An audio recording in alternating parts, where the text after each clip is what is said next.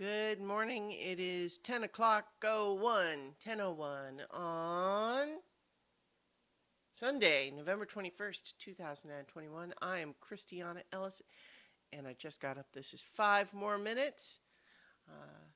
I was going to try to not stay up late last night, but then after sleeping in too late yesterday, I was having trouble getting to sleep.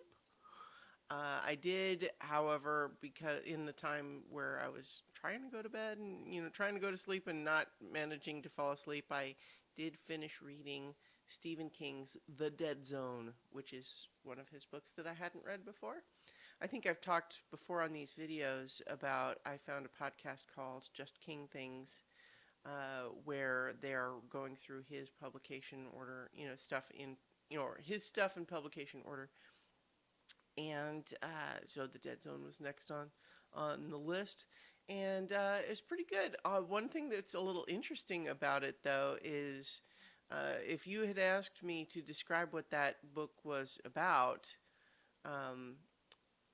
in advance, what I would have described to you is something that doesn't happen until like I would have described to you an event that happens in the first 20% of the book, and then something that happens in the last quarter of the book, and everything else in the middle of that, I had no idea. But then again,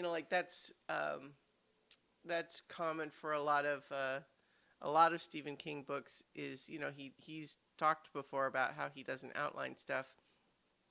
So the basic premise of this book, for anyone who's unfamiliar, is that we have a character named Johnny Smith, who is they imply that he's maybe got something special and unique about him to begin with, but nonetheless, he finds that he sometimes has these strange sort of little premonitions or ideas about the future when he touches things, knowledge that he shouldn't have, psychic abilities that have always kind of just been a little, he kind of ignores it most of the time.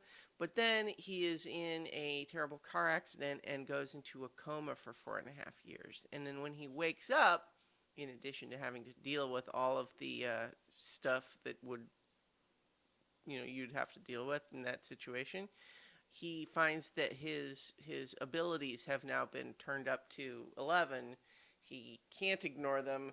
They basically take over his whole brain and body when he's having them, and he and it's interesting because he gets some characters that are just really willing to support him after he kind of it's I think the book actually does a fairly good job of having several characters reasonably not believe him until I guess it's sort of the thing, like if someone who's in the hospital and is currently so weak that they can't even stand, and this is only 2 weeks after they've been in a coma for 4.5 years, and you know that because you've been working at the hospital, and then you happen to brush against his hand one day and he tells you that you need to call home right now because your house is on fire, and then you do, and it is.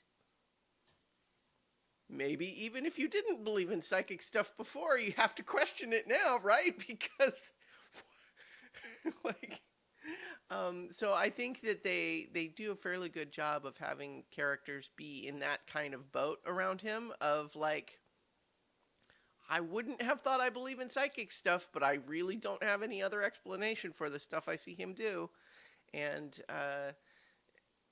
so all of that is, most of the book is him just kind of dealing with some of that kind of stuff, but it does also for him get a little bit into some of like the ethics of it, because for example, one of the things that's true is that his mother, who was already very religious when he went into the coma, basically kind of loses her grip on reality and starts getting really obsessed with not just religion, but like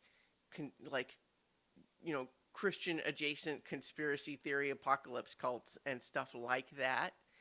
and is absolutely convinced in the face of anything any doctor will ever say that he will be brought back, and not only will he be brought back, he'll be brought back with a purpose.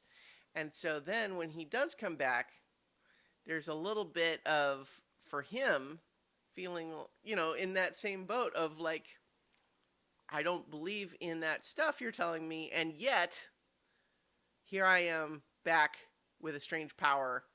And so, for example, he's in the boat of saying, like, I don't want this power. I don't want anything to do with it. It makes people treat me strange. I just want to go home.